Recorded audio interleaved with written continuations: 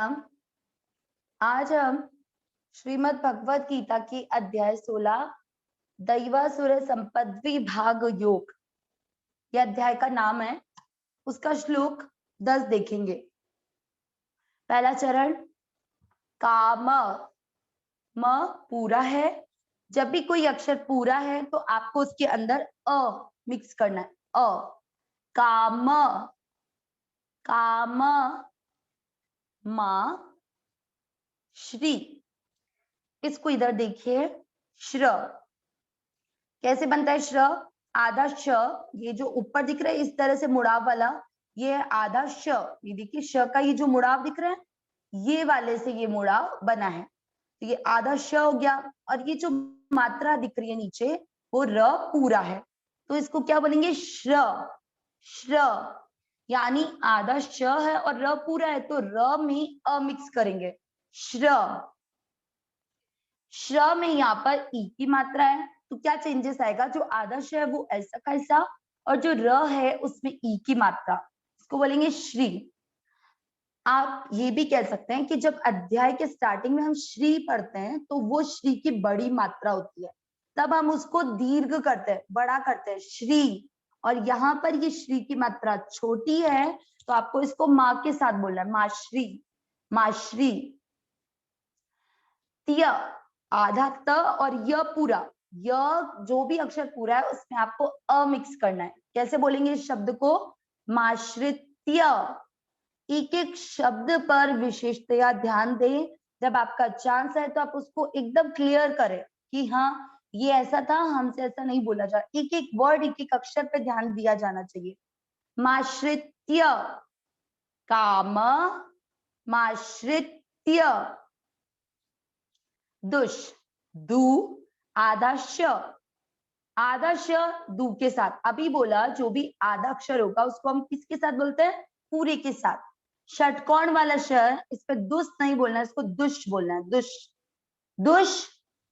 अब यहाँ पर के पू की मात्रा बड़ी है, आपको इस मात्रा को छोटा रखना है और इस मात्रा को देखिए कैसे बड़ा करना है। दुष्पू, दुष्पूरम। र और र पे ये है अनुस्वार।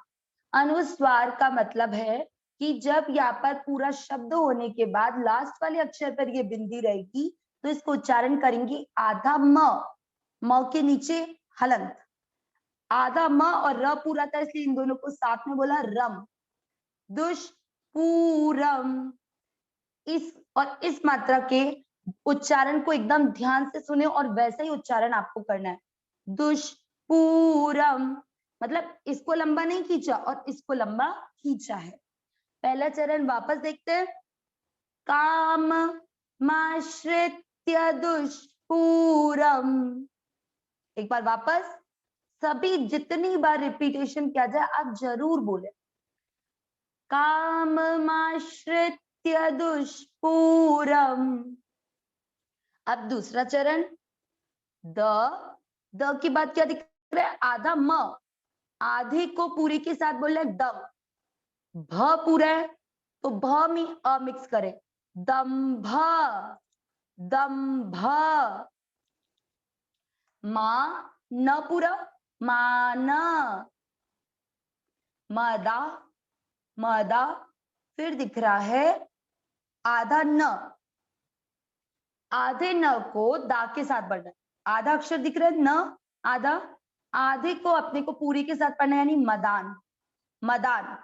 ध्यान से सुनिएगा, ये न जो आधा है ये दा के साथ पढ़ा जा रहा है, मदान। बचा क्या यहाँ पर? व पर ई की मात्रा लगाएं, वी, मदान वी, मदान। ये आधा न दिख रहा है, इसको दा के साथ पढ़ा मदान, व पर ई की मात्रा लगाई वी, फिर बचा ता, मदान्विता। मात्रा छोटी है इसलिए उच्चारण जब आप राग से करें तो उसको बड़ा न करें, ता। अब इस विसर्ग की बात को भी सभी क्लियर कर ले, या तो कुछ लोग इसको छोड़ते हैं या इसको कई लोग ह पढ़ते हैं। ये ह तभी पढ़ा जाएगा जब यहाँ पर अ की मात्रा हो। यहाँ पर मात्रा किसकी है? ता पे, आ की, तो विसर्ग को पढ़ेंगे हा। एक एक बात आपके अंदर तक पहुंचनी चाहिए, आप एक एक बात सुने। कोई काम करते हुए श्लोक ना सीखें, पूरा ध्यान इधर ही कंसंट्रेट हो। मदान विताहा, दूसरा चरण वापस ध्यान दीजिए, दंभ मान मदान विताहा। अब हम पहला चरण दूसरा चरण साथ में पढ़ रहे हैं, सभी साथ में जरूर बोले।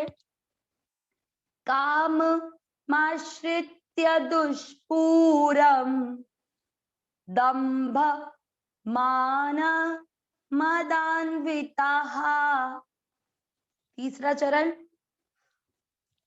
मोह हा और द के नीचे दिख रहा है हलंत, यानी द आधा है, आधे को पूरी के साथ बोल रहा है, इसलिए हाथ पर आपके अंडरलाइन की हुई है, मोहाद मोहाद। अब विशेष बात ध्यान रखनी है, हम लोग जो ये वाला अक्षर है, कल भी जो था दृष्टि, उस शब्द में हम लोगों ने, कई लोगों ने उसमें दृष्टि बोला था, दृष्टि, वो रॉन्ग है, द्रि है वो, दृष्टि। आज हम इसका डिफरेंस देखेंगे कि क्या कहना चाह रहे हैं। यहाँ पर क्या है ग्री और यहाँ पर क्या है ग्र, दोनों का डिफरेंस देखिएगा। पहले हम इस शब्द पर देखते हैं, ग और ग पर ये वाली मात्रा, इसका क्या मतलब होता है। राइट साइड में देखें, आधा ग, ग तो आधा है, और ये जो री की मात्रा नीचे दिख रही है, ये है री से ऋषि। ये देखिए, ये मात्रा री की ये है ना, ये इसके नीचे बन गई, तो ये क्या बन गया ग्री, री से ऋषि बोलते हैं हम इसको, तो ग में री जोड़ा ग्री, क्या बोलेंगे ग्री, ये ग्री हो गया। ही की मात्रा बड़ी, ग्री ही। ध्यान दीजिए, किसी का भी उच्चारण यहाँ पे गलत नहीं आए, ग्रही कोई नहीं बोलेगा। हम जो घर के लिए एक शब्द लेते हैं गृह, उसको कई लोग ग्रह ग्रह बोलते हैं। जो घर के लिए संस्कृत शब्द होता है ना गृह, वो गृह ये वाला है, और जो नक्षत्र के लिए ग्रह है वो ये वाला है। उच्चारण दोनों का सेम करते हैं, वो गलत है। ये है गृह और ये है ग्रह। चलिए इस पे एक बार वापस ध्यान दें, ग्री यानी ग आधा और री से ऋषि, ग्री, और ही की मात्रा बड़ी यानी इसको दीर्घ करना है, ग्रीही। त्वा आधा त और वा, जैसे यहाँ त्य था यहाँ है त्वा, गृहीत्वा गृहीत्वा। सद आधा द, आधे को पूरे के साथ पढ़ना है, सद। अब इस पे ये आ गया ग्रह, हम इसका मतलब हुआ ये ग आधा है और ये जो मात्रा है वो है र पूरा। अब आप खुद ध्यान दें, जब ग्री होता है तब री से ऋषि होता है, और जब ये मात्रा होती है तो र पूरा होता है, तो मतलब दोनों का उच्चारण क्या सेम किया जाना चाहिए। ऑब्वियस आप कहेंगे कि नहीं, तो आगे से हम कभी भी गलती नहीं करें, किसी भी अक्षर के नीचे अगर ये वाली मात्रा है, मतलब कि उसमें री से ऋषि है। जैसे हम कृष्णम बोलते हैं, कृष्णम कोई नहीं बोलता, कृष्णम, यानी क आधा है और री से ऋषि है, तो वैसे यहाँ पर ग आधा और री से ऋषि है, गृहीत्वा गृहीत्वा सद ग्रा, ग्र है ना ये, और ग्र पे आ की मात्रा लग गई ग्रा। हा, ह पर ध्यान दें, ह पूरा है, ह जब भी अंदर मुड़ावा होगा तो वो ह पूरा होगा। हा और न, न के नीचे हलंत है, ग्राहान। तीसरा चरण वापस, मोहात गृहीत्वा सद्ग्राहान। वापस दोनों में डिफरेंस देखिए कैसे उच्चारण करना है, मोहात गृहीत्वा सद्ग्राहान। अब चौथा चरण प्र, यहां पर भी वही चीज है, प्र यानी आधा प, जैसे ग्र में था, ये सब एक जैसे शब्द है, इसमें प आधा और र पूरा है। जब भी ये ऐसी मात्रा दिखती है उसमें मतलब र पूरा है और जो अक्षर अपने को दिख रहा है वो आधा है, तो प्र व। अब इसका क्या होगा, ये ऊपर किसकी मात्रा होती है, आधे र की, र के नीचे हलन, और तब पूरा है, आधे को पूरे के साथ पढ़ना है, प्रवर प्रवर, फिर त और फिर आधा न, तो इन दोनों को साथ में पढ़िए, साथ ध्यान दीजिएगा, प्र अपन ने साथ पढ़ा, प्र अब व पूरा है और र आधा है, तो आधे को पूरे के साथ कर लिया प्रवर, प्रवर। अब त पूरा है, न आधा है, तो इन दोनों को साथ पढ़ लिया तन, प्रवर तन ते, प्रवर तंते, प्रवर तंते। आगे क्या दिख गया? अवग्रह। अवग्रह आते ही आपको इस मात्रा को लंबा खींचना है, प्रवर्तन्ते, प्रवर्तन्ते, शुचि। दोनों मात्रा छोटी छोटी, लंबा नहीं खींचना है, शुचि व्र। अब इसको भी वृत नहीं बोलना है, व्रता बोलना है, व्र। आधा व और र पूरा, देखिए इसमें भी मात्रा वही है, जो प्र में है, जो ग्र में है, वही व्र में होगी। आधा व और र पूरा, व्रता, शुचि व्रता। ये क्या है? विसर्ग। विसर्ग का उच्चारण इसके लास्ट वाले अक्षर की मात्रा पर, इसमें आ की मात्रा है तो इसको पढ़ेंगे हा, शुचि व्रता हा। चौथा चरण वापस, प्रवर्तन्ते, शुचि व्रता हा। अब अवग्रह के साथ वापस पढ़ती हूँ, प्रवर्तन्ते शुचि व्रता, प्रवर्तन्ते शुचि व्रता।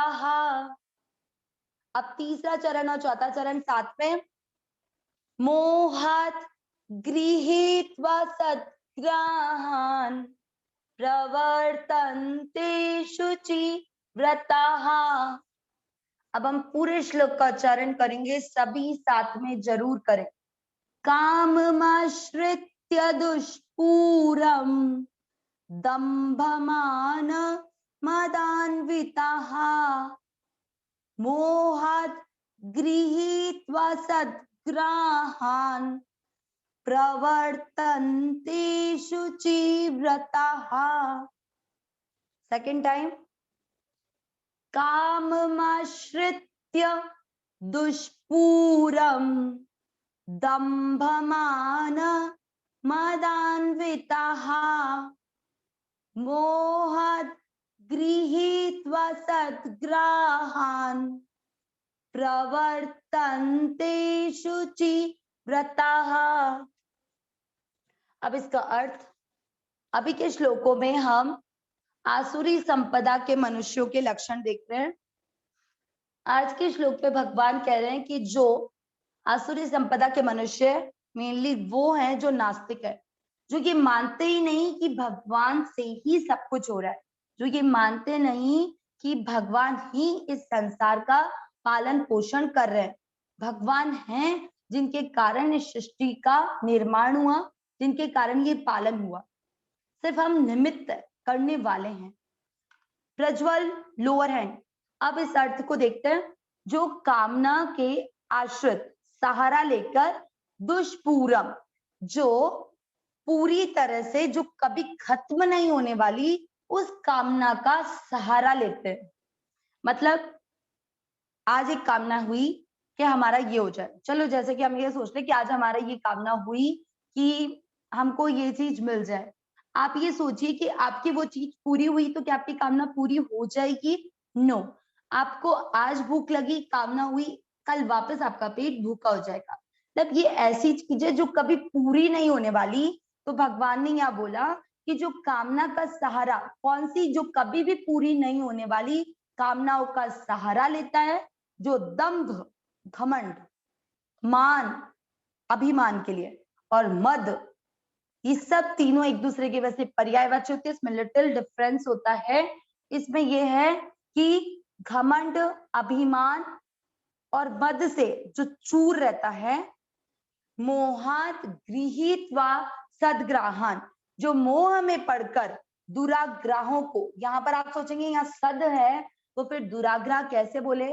ये स इसके साथ है और ये द ग्रहान जो दुराग्रह यानी बुरी चीजों को ग्रहण करते हैं।